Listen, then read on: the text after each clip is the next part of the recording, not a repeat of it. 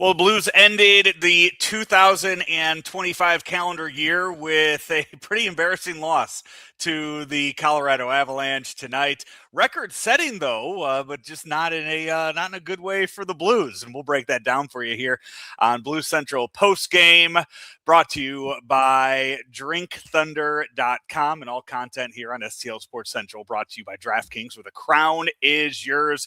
Joe Roderick, Jacob Stanoch with you here as we had to watch that game, and if you I would imagine if you did too, that means that you were hanging out at home tonight on New Year's Eve, and I'm sure at this point you wish that you were probably drinking a lot heavier than maybe you were. Unbelievable start to this one. They showed the graphic during the game, Jacob, the third quickest in NHL history to score 4 goals. The third quickest in NHL history. I think the first two were in 81 and 82. That's before I was born. So that's how old it is. That's how old it is. I mean, just let's start from there as we break all this. I mean, the first 4 minutes of the game, like what the hell happened?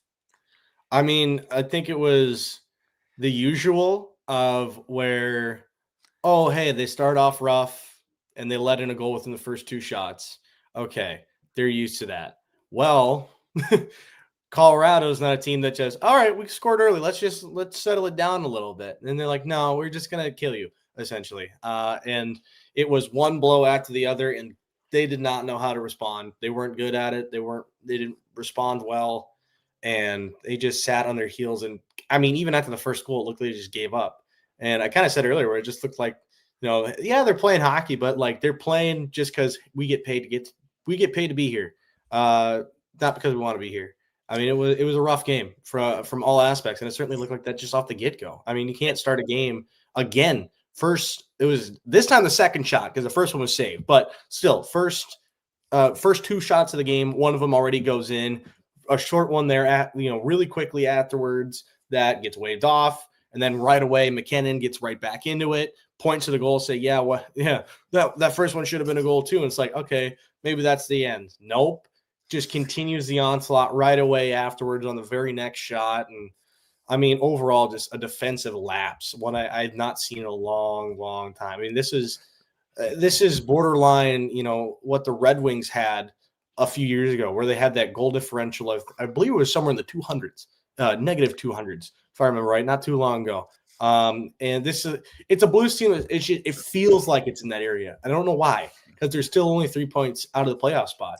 And that's that. I'm glad you brought that up, because that was going to be the next thing. The next place I went with this.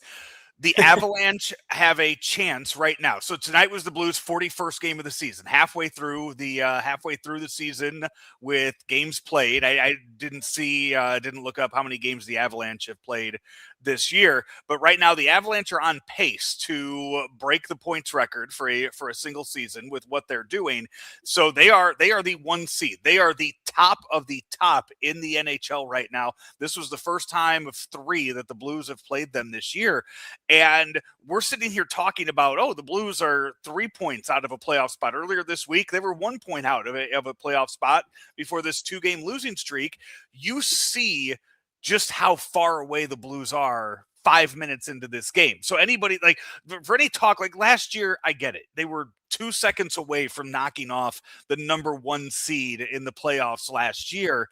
You see what the difference is between where the Blues stand right now and what the number 1 seed is, to where you can look at it this year, and we could sit here and we can talk about 2019. You can sit there and you can talk about the win streak they went on last year and how close they were last year.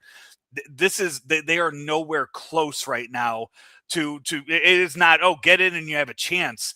No, we saw what would happen if you got in, and it would be real ugly and it would be over real fast. Yeah, that's a perfect way to put it. I mean, this is a team that flat out, I look at where they're at and I go, how are they even in the position they're at right now? Yeah, pretty much. Sound about right. I think maybe even earlier than that. I was still trying to figure out. I was still trying to log into my DirecTV. And I look, I'm like, well, shit! I already missed 3 goals. I get it logged in, and I see the 4th, and I was like, all right, well, time to wrap this up. Yeah, and the thing that's crazy too, that you compare it. I mean, just to compare seasons right now, because the Jets are last in the West, 34 points for the Jets. Scratch that, last in the league. First of all, what? I mean, you don't see. But this is the one thing I will say though, and this is just kind of off topic. But why is no one talking about the fall off of the Jets right now? President's Trophy winner to last in the league halfway through the season. I feel like that's a little bit of a concern up in Winnipeg, but I have my own gripes about the city of Winnipeg. Anyway, the thing is, this is a Blues team though. It's 7th in the West, and it's a very tight Western Conference. In all reality, just 7 points separate the last team in the league and the second wild card spot, which is beyond me. But I mean, that's just how it's shaking up right now. And it's a tight one where the top, it's weird because the top is at the top, and then you have like this much of a gap between the top 3 in the Central, and then you got like the Pacific, and then you got your wild cards all the way down here compared to the East. But it's still a tight West. And I say to myself, I look at this Blues team and go, the fact that they're even in the spot where they have double-digit regulation wins, wins in general, they're all regulation because they still have not won in overtime yet. But still, 15 regulation wins, and the next team up, the Kings, only have 16. And you'd think it's 2 with how the Blues team plays. It really makes me wonder. And tonight, that was a prime example of how is this team anywhere near where they're at? Because this is not a team that you'd say, yeah, they might sneak in at the end of the season. They might pull something off. You wouldn't think that at all based off and of there's been so much talk too about just how slow the Blues are playing, how lazy they seem at some points. And I think a prime example of that, and I don't know if you caught this when it happened, but I know it was when the Avalanche were on a power play. I mean, I think it was in the second period. I had 2 screens on. I'll be honest with you, hand up. I was watching both the Miami Ohio State game and the Blues game, watching both at the same time. Where I don't know who it was for the Avalanche, had the puck in their zone and skated all the way around the net twice before taking a shot. And the Blues are just chasing after him. And it's just like, is the talent level that much of a difference that stuff like this is happening? It's just, it really was just, it was amazing to watch at some points. But still, that being said, we have to talk about the home bank money moment of the game. Blue Central Postgame brought to you by our business banking partners at Home Bank. From business lending to everyday banking, Home Bank has been with us since day one as a trusted partner. Business isn't just about numbers, it's about relationships. And with Home Bank, those relationships makes all the differences. Home Bank is the team behind our team at STL Sports Central. Visit myhomebank.bank or call 855-577-2001. Home Bank, member FDIC, more than a bank, your business partner. And Jacob, your Home Bank money moment of the game. There wasn't a whole lot on the Blues side of this, so feel free to go Avs if you want. Yeah, I think for once I'm gonna go off script here, and I'm gonna say McKinnon's first goal, 400th for him. I mean, incredible stuff. 400th of his career for Nathan MacKinnon, especially after everything going right back at it after the first goal was waved off. I mean, I don't know if we've ever picked anything but a Blues moment.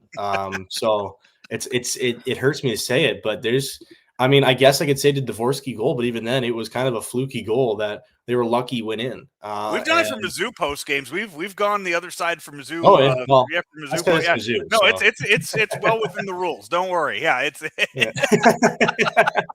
Yeah, I would honestly have to say just that second, the first MacKinnon goal.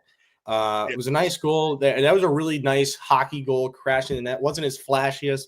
I mean, that seems like it always goes for the milestone goals. Never the flashiest up ice rush, dancing through 4 players. No, it's MacKinnon picking up a rebound, fumbling with it for a second, and finally able to tuck it in. That's a definition hockey goal. And I mean, to get his 400th, I mean that's cherry on top. You never get it pretty. You always got to fight for it. That's exactly what that was for that goal for MacKinnon.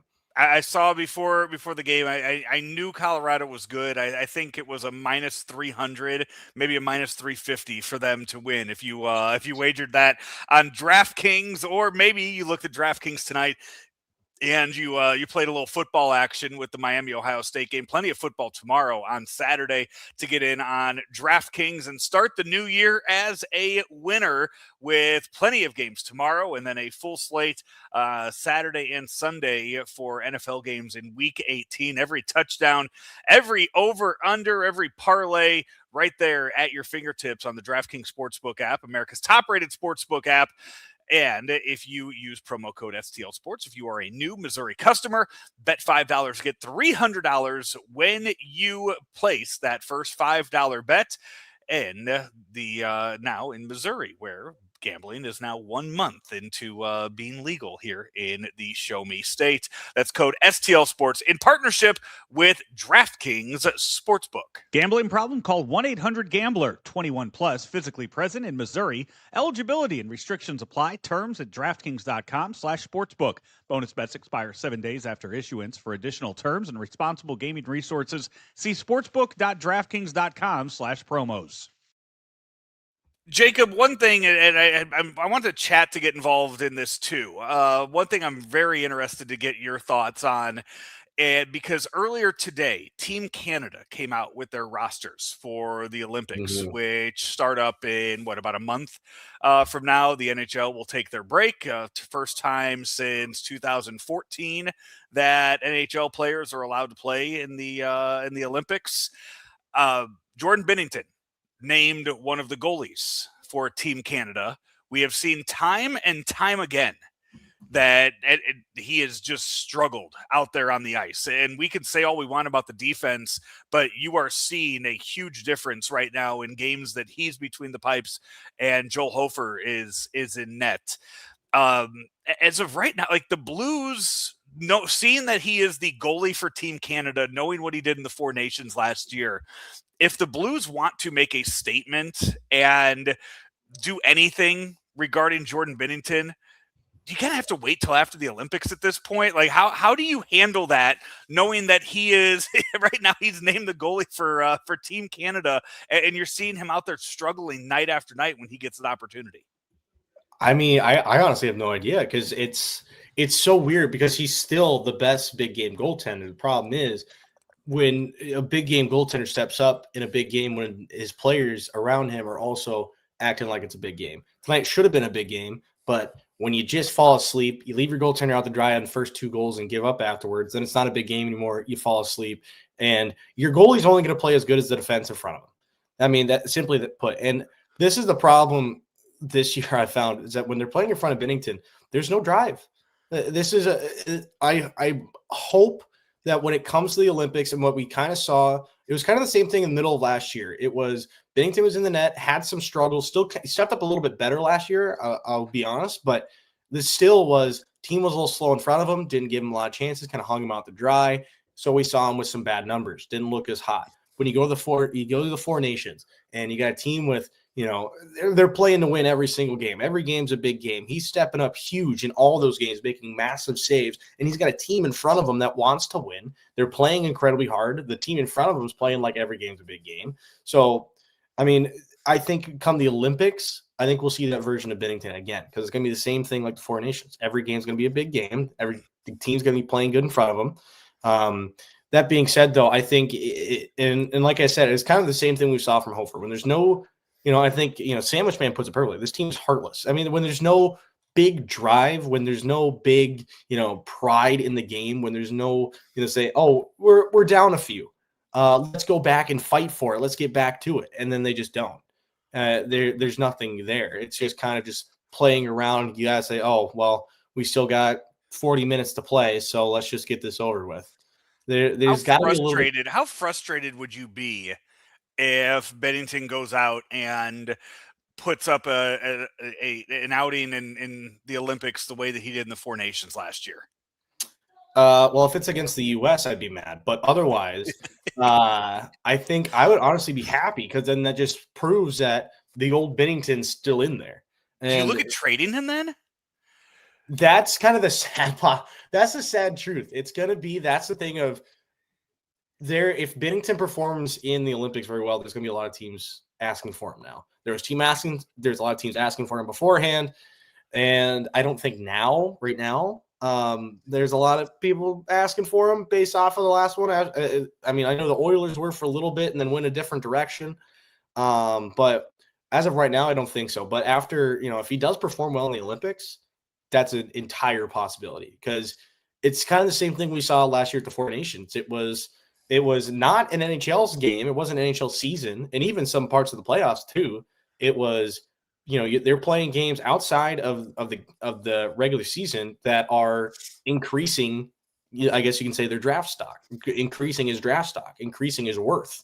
And if he puts up another performance like that in the Olympics, no doubt in my mind there'll be teams willing to throw it around. It's just, again, it's another one of those things of that's up to Doug and Steen if they are willing to move him. That's their decision. Now, if teams are going to want him, 100% this is going to go up if he performs well. It's just if they're willing to get rid of him. Well, if and when a Blues trade happens at the deadline, we will have a Blues Central instant reaction show for you here on STL Sports Central. And anytime that we go live with any shows, make sure that you hit that like and subscribe button so you get notified, whether it's Blues, whether it's Mizzou, whether it's SLU, or whether it's Cardinals news and notes. We have it all for you right here on STL Sports Central, as we did for almost all of 2025 when we launched in mid-February, and the same way we will for all of 2026. We appreciate each and every one of you for spending your New Year's Eve watching us, or if you catch the replay tomorrow, appreciate that as well, as the Blues lose 6-1 to the Colorado Avalanche, allowing 4 goals in the first, was it 4 minutes and how many seconds? 4:30. I want to say 4:39, I think. 4:39 sounds about right. The third fastest in NHL history, time that it took to score 4 goals in a game. And now the Blues and Jordan Binnington can stand there on that medal stand with the bronze for that record. That, again, a record. Can't even get first. That's Blues right there for you. Number 1 and 2 were in 1981 and 1982. And I think on the stat it showed that both of those happened in under 4 minutes. So yeah, I think they're like 3.5, both of them. Yeah. Crazy. So it can always be worse. It can always be worse. Exactly. That's going to do it for the Blues Central Postgame show tonight. Blues back in action again Friday and Saturday, and we'll come to you with postgame shows after each one of those. Until then, have a great and a happy new year, and be safe out there, everybody. We'll talk to you next time right here on STL Sports Central, where all content brought to you by DraftKings, where the crown is yours.